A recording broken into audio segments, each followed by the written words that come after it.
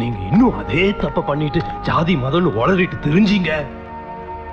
குடிச்சு முடிச்ச சிகரெட்டை கீழே போட்டு நசுக்கிற மாதிரி நசுக்கிட்டு போயிட்டே இருப்பாங்க. எதுக்காவது மைண்ட் ஃபிக்ஸ் ஆனா அதுல இருந்து மனசை ஈஸியா மாத்திக்கிற டைப் இல்லையா நான். ஆனா எனக்குன்னு ஃபிக்ஸ் ஆன சங்கீதா இன்னொருத்தர் காதலின்னு தெரிஞ்சதுக்கு அப்புறம் அவங்க 2 பேரும் ஒண்ணு சேர்க்க நினைச்ச பாரு. என்கிட்ட கூட ஈரா இருக்கியா?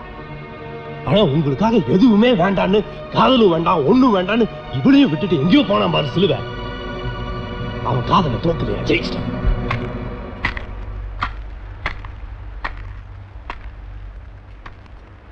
வழக்கமா சனிக்கிழமை ராத்திரி சிலுவை எம்போட்டு எடுத்துட்டு தான் கடலுக்கு போயிட்டு வருவான்.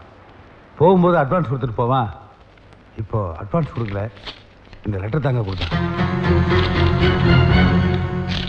நான் சிலுவை பேசுறேன். நீ எதுவும் பேசாத சிலுவை. இந்த ஊருக்காக உன் காதலை தியாகம் பண்ணிட்டு ஊரை விட்டு போறேன்னு லெட்டர் எழுதி கொடுத்துட்டு வந்திருக்கியே, அந்த உன் முடிவை சரின்னு ஏத்துக்கிட்டு நாங்கெல்லாம் உன் கூட வரல. இவ்வளவு வருஷம் உன் கூட பழகணுமே, அந்த பாசத்துக்காக தாண்டா வந்துகிட்டு இருக்கோம். இத்தனை வருஷம் பழகின பாசத்துக்காக நான் எடுத்த முடிவு தப்புன்னு நினைச்சும் என் கூட வரேன்னு சொல்றீங்களே. 25 வருஷமா வாழ்ந்த ஊர் மேல் உள்ள பாசத்துல நான் எடுத்த முடிவு எப்படா தப்பா இருக்க முடியும்? ஆனா உனக்காக ஸ்டேஷன்ல ஒருத்தி காத்துட்டு இருக்காளே, அவ மனசை காயப்படுத்திட்டு நீ போறது தப்பு தான்டா. நீ ஒருத்தியை பத்தி நினைக்கிற, நான் ஊரை பத்தி யோசிக்கிறேன்.